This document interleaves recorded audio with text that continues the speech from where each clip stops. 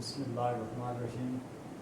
آج lecture number 6 کی بات کرنے جا رہے ہیں تو نئے ٹاپک کے ساتھ ابن سینا، ان کا دورانیہ 980 تا 1038 کا ہے۔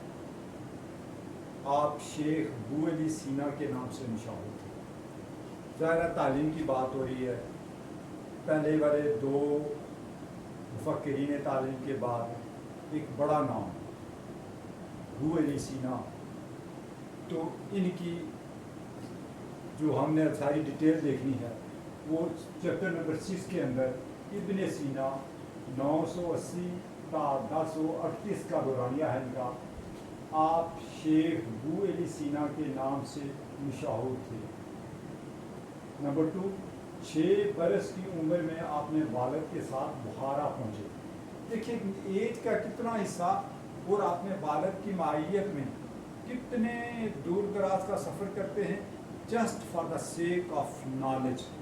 یہ زندگی کے اگر اتنے ابتدائی مرحلے کے اوپر گھر بار چھوڑ کے اگر کوئی آدمی دور کا سفر طے کرتا ہے تو حضرت امام غزالی رحمۃ اللہ علیہ کے نزدیک کے سفر بنیادی شرط ہے علم کے لیے، وہ تو انہوں نے 6 سال کی عمر میں ہی طے کر لیا۔ نمبر 3 پہ آپ دیکھیں گے کہ دل آپ نے جو ٹوٹل اس کا سارا کیا نا صاحب، تو 10 سال کی عمر میں قرآن مجید حفظ کیا۔ آپ نے ٹوٹل 10 سال کی عمر میں قرآن پاک حفظ کر لیا، تو بنیادی علم انہوں نے یوں ہی علم کے ساتھ حاصل کر لیا۔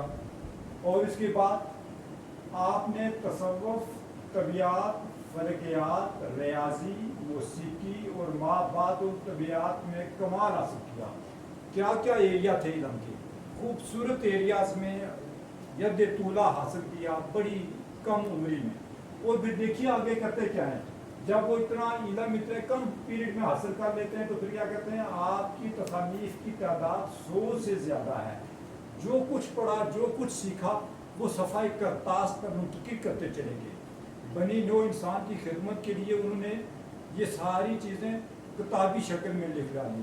وہ کہتے ہیں نا کہ مجاہد کے خون سے بڑھ کے عالم کی سیاہی ہے، مجاہد کے خون سے بڑھ کے عالم کی سیاہی ہے، اس کا ایک ایک نقطہ روکش گلزار ہوتا ہے۔ کہنے کا مطلب یہ ہے کہ انسان کی جان بڑی عظیم ہے کہ یہ جب قربان کر دیتا ہے اللہ کی راہ میں تو اس کا بڑا اجر عظیم ملتا ہے۔ لیکن وہ شخص جو زندگی میں قلم اور کاغذ کا رشتہ برقرار رکھنے میں کامیاب ہو جایا کرتے ہیں، تو ان کا لکھا ہوا ایک ایک لفظ ان کے لیے باعث ثواب و باعث بخشش ہوا کرتا ہے۔ تو انہوں نے 100 سے زیادہ کتابیں لکھی، اور اس میں سب سے بڑا کمال آپ کی کتاب الشفا 18 جلدوں پر مشتمل ہے۔ 18 جلدوں کا مشتمل الشفا کتاب لکھی، اور اس کتاب کے اندر کیا کیا موتی انہوں نے چھپا کے رکھ دیے ہیں وہ دیکھیے ذرا، پڑھنے والے کو وہ موتی مل سکتے ہیں کہ الشفا کو جامع العلوم یعنی انسائکلوپیڈیا کی حیثیت حاصل ہے، جس میں دنیا جہان کے علوم اس میں ڈال دیے گئے۔ انسائکلوپیڈیا کی طرح یہ کتاب انہوں نے لکھ دی ہے۔ یہ تھا ان کا ابتدائی تھوڑا سا تعارف اور ان کے کیے یہ کام۔ اب ہم آگے چلتے ہیں کہ انہوں نے تصورات کیا ڈیولپ کیے ہیں، تعلیم کے متعلق کیا تصورات تھے ان کے۔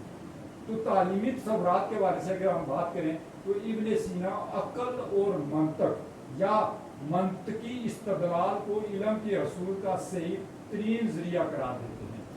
کیا کہتے ہیں، عقل اور منطقی استدلال، کہ جب آپ کے پاس وزڈم آ جاتا ہے، کسی بھی شخص کے پاس وزڈم عقل بنیادی طور پر گین کر لیتا ہے، اس کو پالش کر لیتا ہے، یہ ہوتا تو ہے، اسی لیے ہمیں تمام مخلوقات پر برتری حاصل ہے، ہمیں اشرف المخلوقات کہا گیا ہے عقل کی بنیاد کے اوپر، عقل سلیم کی بنیاد کے اوپر۔ تو اسی عقل کو کہتے ہیں کہ جن لوگوں نے اسی عقل کو یوٹیلائز کرتے ہوئے منطقی استدلال گین کر لیا، استدلال حاصل کر لیا، ان کے کیا کہنے، وہ اپنی منزل کو پہنچ جاتے ہیں، وہ صحیح ترین کس کو قرار دیتے ہیں۔ یہ صحیح ترین ہے کہ آپ کو عقل سلیم کی عطا کی گئی اللہ پاک کی طرف سے، اور اس کے بعد آپ نے اس کو صحیح استدلالی شکل میں یوٹیلائز کیا۔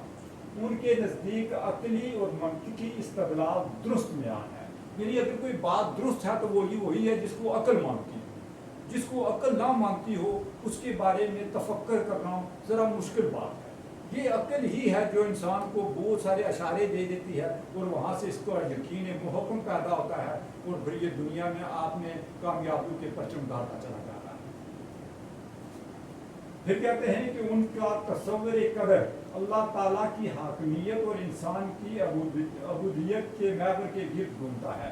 بس صرف اللہ ہے، ہم اللہ کے نائب ہیں اور اس کے بتائے ہوئے راستوں پر چل کے ہی ہم ساری دنیا یہی اسی چیز کے گرد گھوم رہی ہے، اللہ اور اللہ کا نائب یعنی انسان، اور اس کی تربیت کے لیے، اس کی اصلاح کے لیے انبیاء کرام کا سلسلہ، کتابوں کا سلسلہ، علم کا سلسلہ۔